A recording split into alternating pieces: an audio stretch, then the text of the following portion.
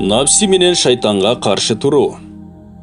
Акылдуу киши напсинин азгырыгын ачкалык орозо менен басат. Себеби Алланын душманы болгон напси ачкалык менен гана тизгинделет. Шайтан пендени дене кумары, жеп ичүү жолдору аркылуу азгырат. Бул тууралуу пайгамбарыбыз саллаллаху алейхи вассалам мындай деген: шайтан адамдын денесинде кан тамыры аркылуу айланып жүрөт. Ошондуктан силер анын жолун ачкалык менен тарткыла.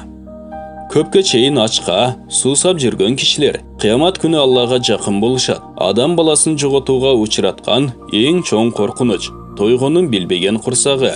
Адам ата алейхи салам менен обо эненин бейиштен чыгарылып, азабы көп бул дүйнөгө жиберилишинин себеби да ошол. Себеби алар Алла тыюу салган дарактын мөмөсүнө кол сунуп коюшту. Ошондой эле курсак дене кумарынын башаты. Бир данышман мындай деп айткан экен: напсисине жеңилген пенде анын каалоолорунун артынан чуркап жүрүп, напсинин катачылыктарына батат. Напсиси анын жүрөгүн бир топ пайдалардан тосуп коет. Дене мүчөлөрүн напсинин каалоолору менен сугаргандар жүрөгүнө өкүнүч дарагын тигет. Алла жандууларды 3 түрдө жараткан. Биринчи, периштелер. Алла периштелерге акыл берген, бирок күнөөгө жетелөөчү напси берген эмес. Экинчи, айбанаттар. Алла айбанаттарга биздин түшүнүгүбүздөгүдөй акыл берген эмес, бирок напси берген. Үчүнчү, адамзат. Алла адамзатка акыл да, напси да берген.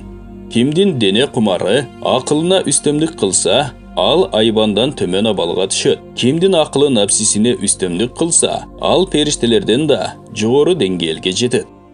Икая Ибрахим Хавас баяндайт: бир күнү Лукам тоосунда элем. Бир анар багын көрүп, анар жегим келди. Бирөөнү үзүп даамын татсам, кышкыл экен. Ары ыргытып салып жолумду уланттым. Бир аз жүргөндөн кийин жерде жаткан кишини көрүп калдым. Ага аарлар үйүлүп алыптыр. Ал кишиге «Ассаламу алейкум» дедим. «Алейкум салам Ибрахим» деп жооп берди ал. «Мени кайдан тааныйсың?» деп сурадым. Ал «Ким Алланы тааныса, ага эч нерсе жашыруун эмес» деди. «Алла Таала менен байланышың жакшы экенин көрүп турам.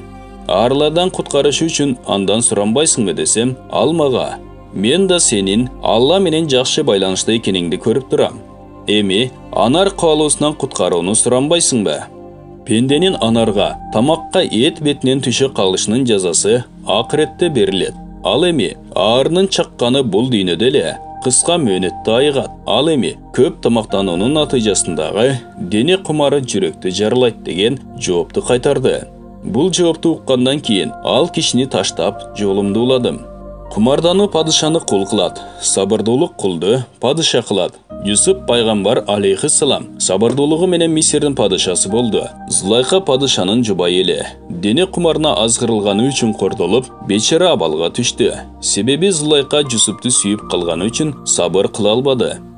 Абул Хасан ар-Рази баяндайт: бирөө атасы 2 жыл мурун каза болгон атасын түшүндө оттон кийим кийип жүргөн абалда көрүп: «О атаке, эмнеге тозоккулардын арасында жүрөсүң?» деп сурайт. Атасы: «Балам, мени напсим тозокко түрттү. Напсиңе алдана көрбө» деп аянычтуу жооп берди.